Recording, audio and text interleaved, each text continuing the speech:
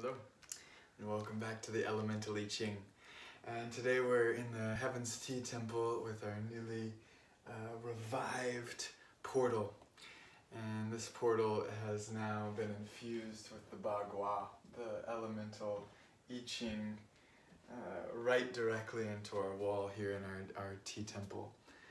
And I wanted to bring this alive. We painted this portal during hexagram 61, GK61, which we're going to drink in today as our contemplation.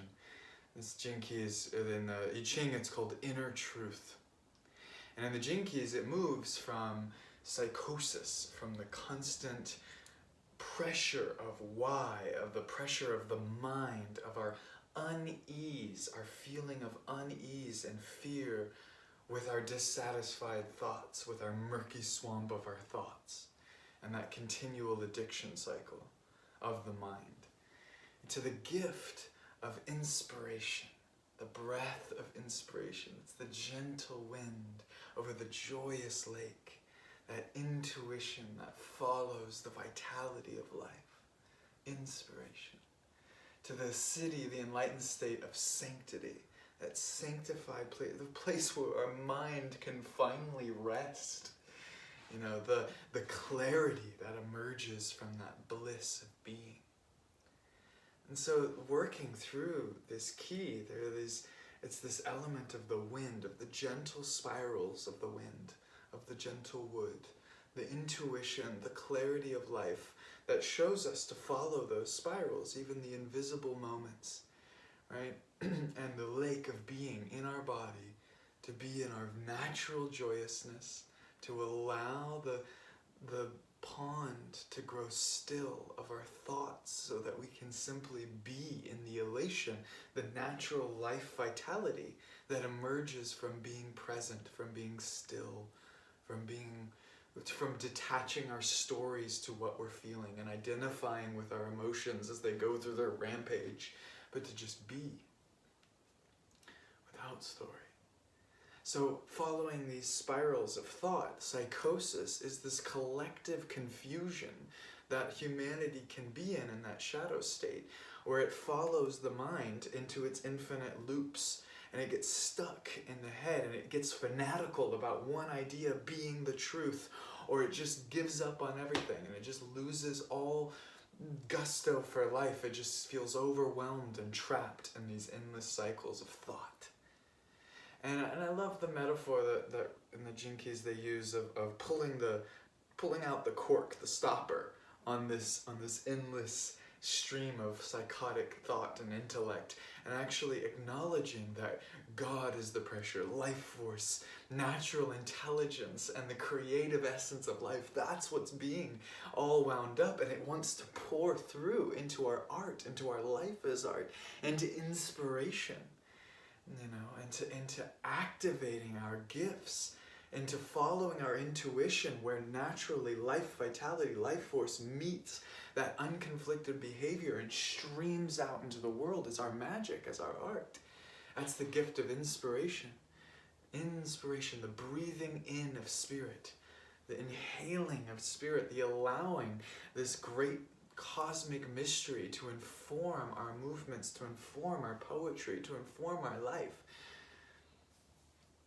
The bliss that occurs from just letting the sensations of life occur, to listen to our intuition of where it's moving me in the space, to know how to respond to each of life's experiences, but to not attach a story of blame, complaining, of being in the swamp of those thoughts, but actually just allowing energy to keep its motion, to keep its to keep this Taiji motion moving and constantly spiraling.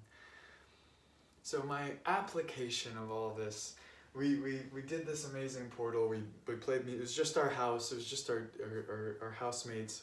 We come together in kind of our art church, and we set up all the music, and we prepared. Each person actually did one of these elements to kind of weave in their prayers. And it's a funny thing with Portal Tech, because you know, when we first made this inspirational art piece, when it first landed in this temple, this frequency, this cymatic, is called return to spiritual order. And it's the crown chakra and the precession of the equinoxes, these long cycles of stellar time that are returning us, realigning us to that heavenly direction, inspiration, to breathe in this long-term cycle of life, these spirals of life.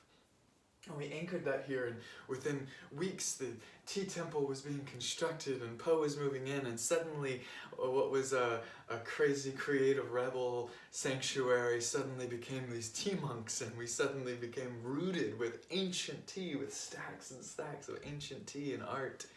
This rooting, this returning to spiritual order. And as the years went on, we've been needing to revive and re-engage with these art pieces. Each of our art pieces, every altar that we create, every, the way that we organize our kitchen and our life, each of these can be portals of inspiration. They can be ways that we engage with the sacred offering of life. We don't have to stay in the stuck, dissatisfied, well, things are as they are and they can't be changed, or I can only change them and it's this heavy burden to do something.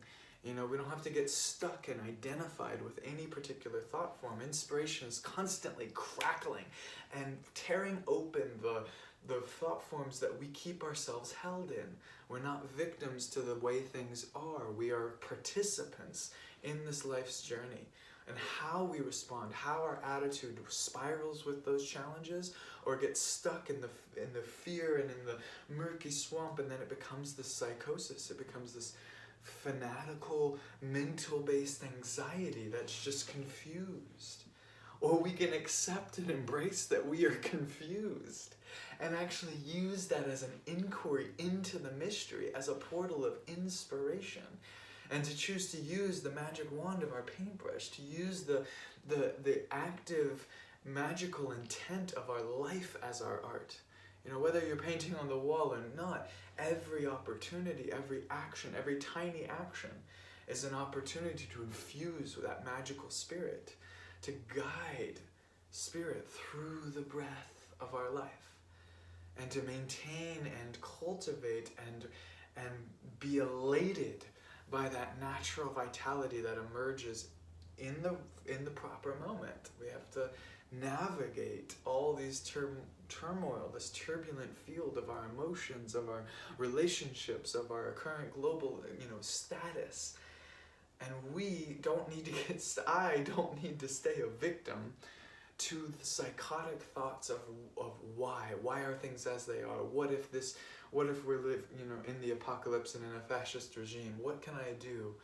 It's not about getting stuck in the story of that, nor about bypassing and just ignoring what it is that's occurring, but using this prima materia, using this confusion as fuel for inspiration, for passionate intent to be married with my unconflicted behavior, so that the natural life vitality moves me in the direction where my mind can rest, sanctity, to reclaim our temple, to reclaim spiritual order, to reclaim clarity of mind while we're experiencing all we're experiencing. It doesn't mean it's just over and we get to live happily ever after. Enlightenment is a habit we have to cultivate, right? This connection with all of life, and a loving no. How do I want to say this? A ferocious devotion to not giving in to the story of suffering, an ability to really receive life's challenges as the inspiration that they are, and deep compassion to all of the pain and suffering that we have used as a culture, as me individually, as us as a family, as a tribe, as a world community, as this global human family. We've gone through and are going to continue to go through waves of intensity, of experience, of loss, of pain, of all of these learning lessons through sensation. And can we breathe that in as a part of ourselves, as an opportunity for greater inspiration, to live in a harmonious way with life, to follow these clues that are laid out for us, and to learn at what time How can we respond with the right elemental balance to create even more harmony in this situation? That's my inspiration, you know, and that's what helps my mind and body come to peace, so that I can experience more and more glimpses of that inner truth, of that sanctified field, of that connected and unified way of thinking and knowing and being and feeling and growing and praying and playing and creating and expressing. That's what the field of inspiration means and breathes into me. What are you inspired by? What has inspired you this week while the sun was moving through this key? And how will you continue to learn to harness your capacities, to cultivate your capacities, to take what you learn in the spiritual breakthroughs of your life and walk in the world and walk into places that make you feel uncomfortable, you know, and where the fluorescent light bulbs are really bright and the people are talking about something that you consider lower than what you want to be. You know, why do we separate ourselves, the spiritual community and the non-spiritual, the muggles, right?